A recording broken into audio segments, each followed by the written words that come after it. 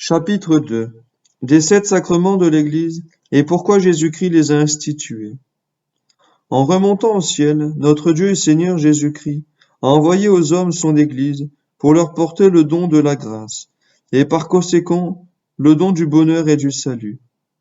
L'Église catholique, qui est la seule vraie Église de Jésus-Christ, est en effet la dépositaire de la grâce. C'est par elle que le bon Dieu se donne à nous, comme vérité d'abord, par l'enseignement du pape et des évêques, assisté des prêtres, puis, comme vie par les sacrements, accompagnés de la prière. Nous ne parlerons pas ici de l'enseignement afin d'arriver plus vite à la confirmation, mais avant d'arriver à la confirmation, il faut absolument, mon enfant, que je te rappelle ce que tu sais déjà sur les 7 sacrements, au nombre desquels se trouve la confirmation. 1. Jésus-Christ, vrai Dieu et vrai homme, a fait son Église, ainsi que ses sacrements, à son image et à sa ressemblance. Vois plutôt. Il est Dieu et il est homme. De même, son Église est à la fois divine et humaine. Comme Dieu, Jésus-Christ est du ciel et au ciel. Comme homme, il est né de Marie, il est de la terre et sur terre. Ainsi l'Église, elle vient de Dieu. Elle est de Dieu. Son autorité vient du ciel. Et elle est toute divine, toute spirituelle, toute invincible. Et en même temps, l'Église est composée d'hommes visibles et très visibles, aussi vraiment hommes que Jésus était homme. Le pape, vicaire de Jésus-Christ et chef de l'Église, est un homme comme toi et moi. Nos évêques, nos prêtres sont des hommes. Ils sont sur la terre, ils prêchent, ils exercent leur ministère sur la terre.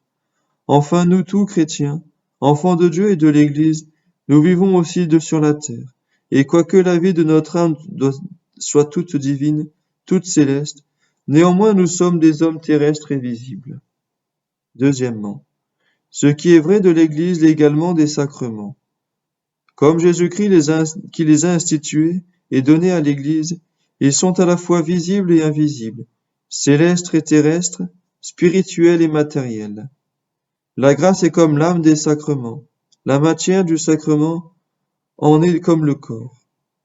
Ainsi, dans le baptême, ce qui ne se voit pas, ce qui est divin et céleste, c'est la grâce du baptême, c'est-à-dire l'union intérieure et spirituelle que le bon Dieu forme pour la première fois avec ce petit enfant sur la tête duquel son Église verse de l'eau en prononçant les paroles du sacrement.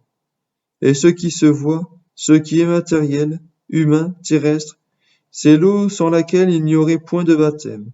Ce sont les paroles et les actions du prêtre qui baptisent l'enfant.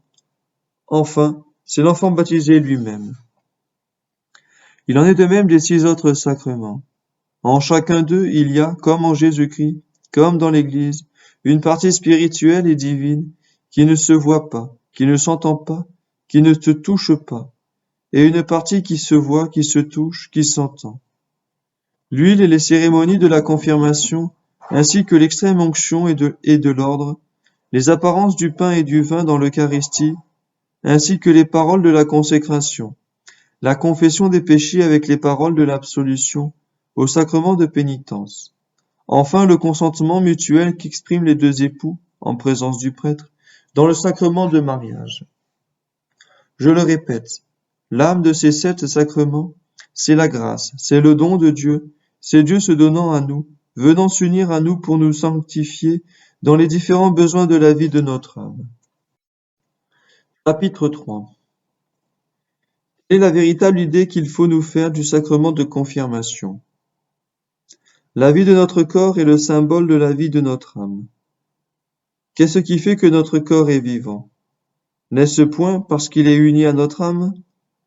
De même, notre âme n'est vivante que lorsqu'elle est unie à Jésus-Christ, que lorsqu'elle possède le bon Dieu. Mon enfant, Dieu est la vie de ton âme, comme ton âme est la vie de ton corps. Et l'union du bon Dieu avec ton âme, l'union de ton âme avec le bon Dieu, c'est la grâce. Premièrement, la vie de ton corps a des besoins différents. Elle passe par différentes phases. Et à chacun de ces besoins, à chacune de ces phases, correspond un secours particulier. Tu as commencé par naître. Voilà la première condition. la première phase de ta vie. Si tu n'étais pas né, il est bien évident que tu ne vivrais pas. À peine né, tu as commencé à grandir, à pousser comme une belle petite vigne qui veut produire des feuilles, des fleurs et des fruits. Tu grandis encore, mon bon petit, et tu grandiras jusqu'à ce que tu arrives à ce qu'on appelle la virilité, c'est-à-dire la perfection du développement de ton corps. Tu n'es pas né seulement pour naître et pour vivre, mais encore pour grandir et devenir un homme. Et cela est tellement vrai que tant que tu n'as pas un homme parfait, l'œuvre de ton Créateur n'est pas achevée en toi. Tu n'es, comme on dit, qu'un petit bout d'homme, qu'un commencement d'homme. Seconde condition, seconde phase de ta vie, devenir un homme, arriver à ton développement parfait. Mais il ne suffit pas de naître et de grandir. Il faut respirer, il faut boire et manger. Il faut avoir de quoi se couvrir. Il faut se reposer de temps en temps. De plus, si l'on vient à tomber malade, il faut le médecin et les remèdes. Tout cela, ce sont encore des nécessités de la vie. Ce sont des phases nouvelles par où il faut passer. Deuxièmement, eh bien, à ces différents besoins de la vie de ton corps correspondent des besoins semblables de la vie de ton âme. Elle commence par naître, de cette vie surnaturelle et divine qui provient de la grâce, c'est-à-dire de son union avec le bon Dieu. Dieu vient à elle pour la première fois par le baptême. Et voilà pourquoi le baptême est véritablement la naissance de l'âme, la naissance du chrétien. Comme tu l'as peut-être entendu dire, nous naissons comme des petits poissons dans les eaux du baptême. Le sacrement de baptême correspond à ce premier besoin du chrétien, qui est de naître. Mais le chrétien n'est pas baptisé pour se croiser les bras et rester bien tranquille sur la terre à s'amuser, à manger et à dormir. Non, il est baptisé pour devenir un parfait serviteur de Dieu et pour combattre vaillamment tous les ennemis de Dieu et de son salut.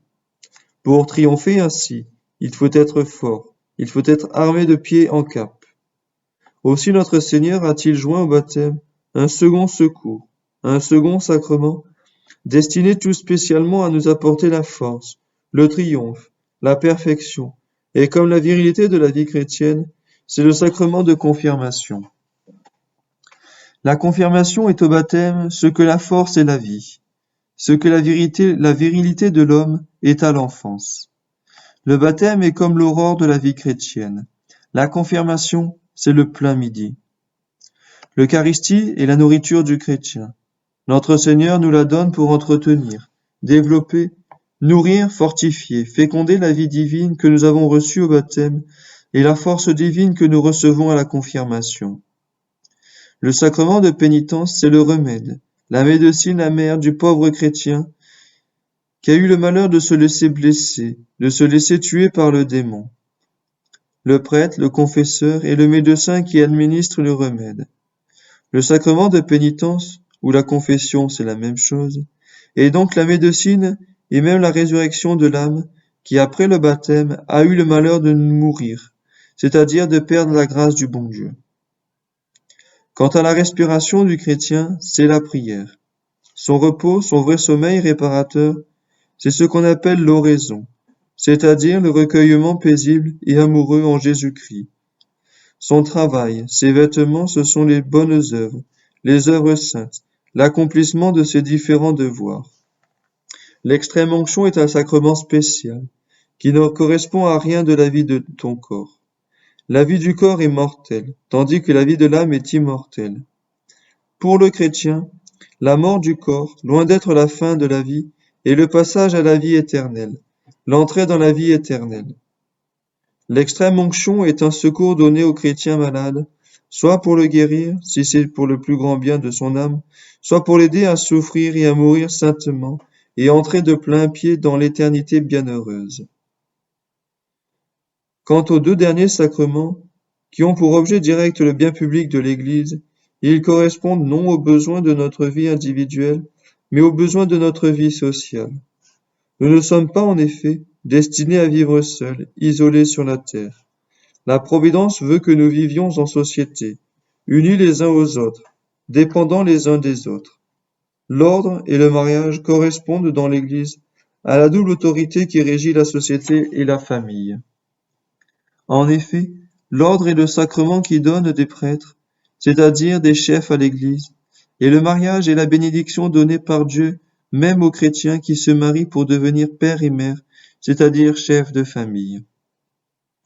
Tu vois donc, mon petit enfant, comment, en partie du moins, la belle vie de ton âme se reflète, pour ainsi dire, dans la vie de ton corps, et comment dans sa providence admirable, le bon Dieu a préparé à tous les besoins de notre âme des secours particuliers qui sont avant tout les divins sacrements.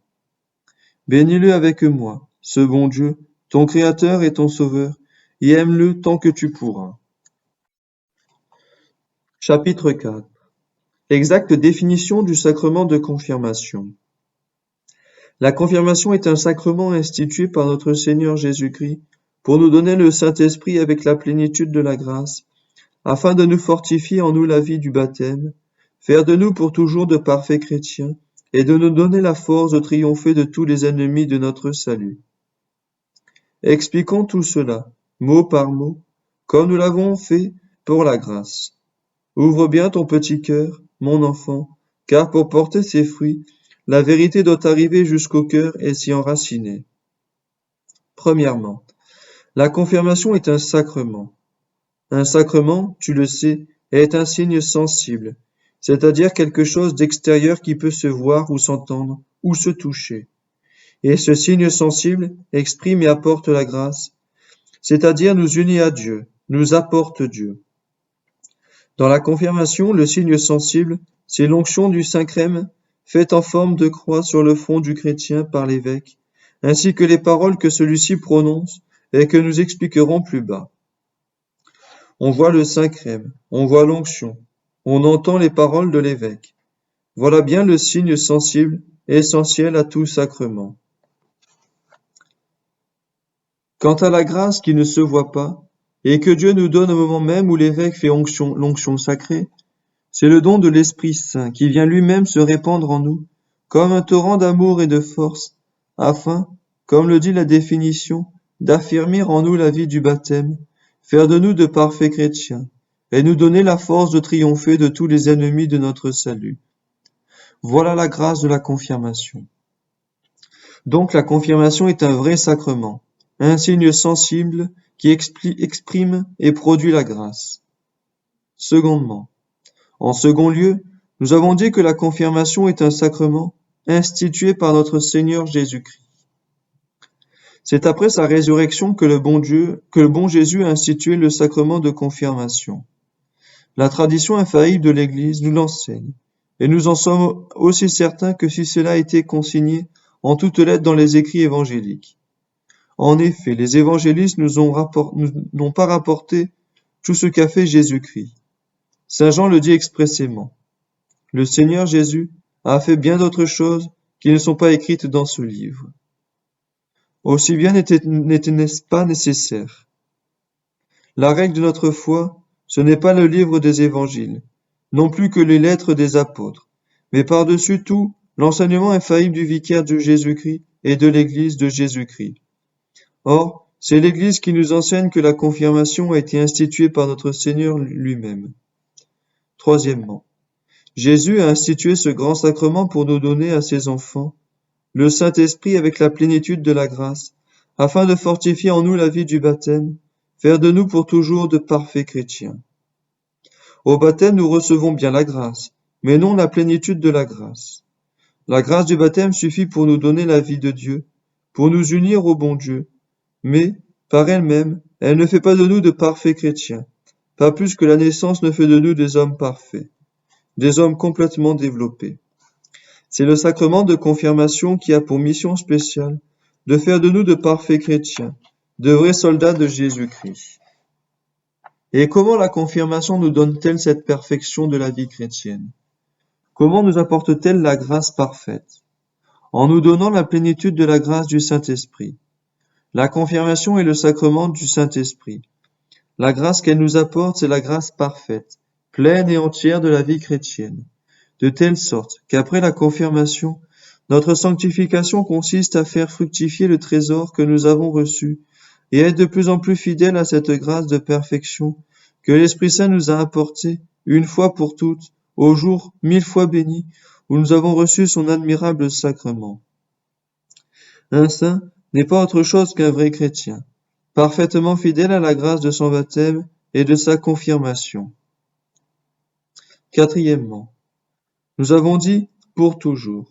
En effet, le sacrement de confirmation imprime en notre âme un signe, un caractère ineffaçable, qui nous suivra jusque dans l'éternité. Pour notre plus grande gloire, si nous avons le bonheur d'aller au ciel, pour notre plus grande confusion, si nous avons le malheur de mériter l'enfer. De même que le baptême nous donne pour toujours ce qu'on appelle le caractère de chrétien, de même la confirmation marque pour toujours notre âme d'un signe, d'un caractère indélébile, et ce caractère c'est la perfection. Une fois confirmée, notre âme est marquée du signe parfait, des forts, des vainqueurs. C'est encore l'Esprit Saint qui nous marque de ce glorieux signe que rien ne peut effacer. Cinquièmement. Enfin, nous avons dit que le Saint-Esprit venait en nous dans la confirmation pour nous donner la force de triompher de tous les ennemis de notre salut. C'est en effet de cette force surnaturelle, dans ce complet triomphe, que se résument pratiquement tous les fruits de la confirmation. Fruits merveilleux, d'une puissance et d'une suavité toute divine, dont nous ne comprenons l'excellence que dans le ciel. D'abord, le sacrement de confirmation, c'est comme son nom seul l'indique, confirme en nous la grâce du baptême, et l'enveloppe, pour ainsi dire, d'une armure qui nous rend invincibles, si nous le voulons, si nous correspondons finalement à cette grâce. C'est encore pour nous apporter la force et la grâce du triomphe qu'il fait de nous de parfaits chrétiens, comme nous le disions tout à l'heure, non pas en ce sens que l'on est parfait quand on est confirmé, mais en ce sens que la grâce que l'on reçoit est la pleine grâce et entière, complète et parfaite, de la vie chrétienne, simplement commencée en des germes dans le baptême. Une fois confirmés, nous sommes parfaits, en tant que chrétiens, et nous perfectionnons de plus en plus chaque jour par la prière, la piété, par la pénitence, par les sacrements, par toutes sortes de bonnes œuvres, nous ne faisons que faire fructifier la grâce parfaite de la confirmation. Cet admirable sacrement nous donne enfin la force de triompher de tous les ennemis de notre salut, c'est-à-dire de tous les démons, de leurs ruses et de leurs tentations, du monde des mondains, des pécheurs, des persécuteurs et séducteurs de toutes les espèces, de notre propre chair, de notre nature corrompue, avec tous ses vices, avec toutes ses concupiscences, avec tous ses défauts. Ne l'oublions jamais. La grâce de la confirmation est essentiellement une grâce de force. Elle est par conséquent la grâce souveraine de la persévérance, et c'est elle qui donne aux martyrs leur héroïsme devant les bourreaux. Telle est, mon très cher enfant, la véritable et très haute idée que tu dois te former de ce magnifique sacrement. Relis maintenant la définition que nous en avons donnée, et tu verras s'il faut la peine qu'on s'y prépare de tout son cœur, qu'on le reçoive avec une profonde religion, et qu'on en conserve les fruits avec 100 fois plus de vigilance que l'avare le plus avare n'en apporte à la conservation de ses écus.